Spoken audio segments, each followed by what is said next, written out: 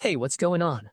So, Ghost of Yotei has a new update out, and this one is all about tightening up the Legends experience, cleaning up a handful of annoying bugs, and making progression feel a little smoother overall. The official patch notes for update 1.512 say that certain new Game Plus single-player cosmetics are now unlocked in Legends. So, if you earned those items in the newer save path, they are no longer fenced off from that mode. On top of that, if someone drops out of your party, the game now pushes you toward inviting a friend or filling the empty slot with matchmaking instead of just leaving the team hanging. That might sound like a simple quality of life change, but in co-op, that kind of adjustment matters a lot because it keeps the flow moving instead of killing the momentum. And honestly, a big chunk of this patch is aimed at smoothing out the rough edges players were running into inside Legends. The notes call out a fix for Traveler's maps disappearing after entering Legends, which is the kind of bug that can quietly mess with your sense of progression if you do not catch it right away.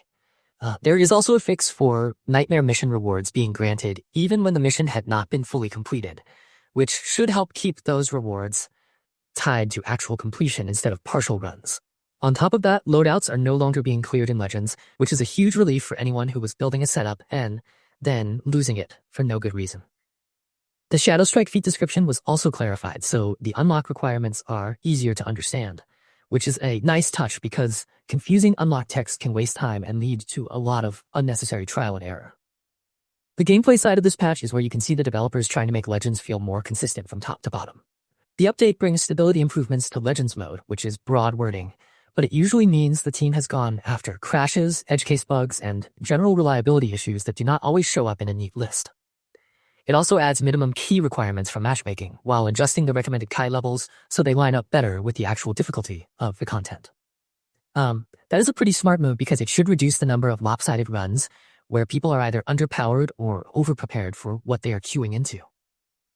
And then there are the vitality changes, which may end up being some of the most noticeable tuning in the patch if you play multiple classes.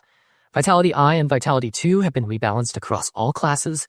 The unlock ranks were shifted so players get more health earlier in progression, and Samurai specifically gets a stronger Vitality on effect. In plain terms, that means the early to mid-game survival curve should feel a bit kinder, especially for Samurai players who want to stay aggressive without folding too quickly. What makes this update interesting is that it is not arriving in a vacuum.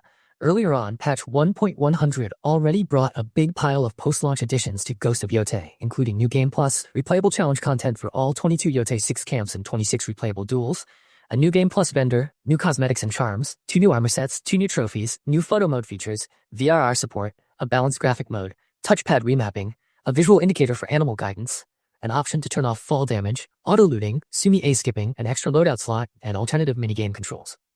That same update also included various rare crash fixes and rare visual bug fixes.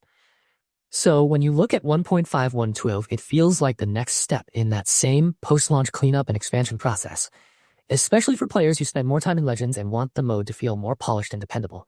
That context matters because it shows the game has been steadily moving from here's the big feature drop toward let's make the whole thing play better on a day-to-day basis. Even before this newest patch, Sucker Punch had already been addressing specific issues in earlier updates, including rare crashes tied to ray tracing and several mission blocking bugs. Patch 1.0110, for example, fixed a rare crash that could happen when ray tracing was enabled, along with a few mission progression problems that could lock players out of certain quests. That makes this new update feel less like a flashy content drop and more like a practical tuning pass that should improve how stable and predictable the game feels, especially if you have been spending a lot of time in modes that depend on clean matchmaking and reliable loadout handling. If I were describing the tone of this patch in a simple way, I would say it is the kind of update that does not try to reinvent anything, but it quietly fixes the stuff that can make a good session go sideways.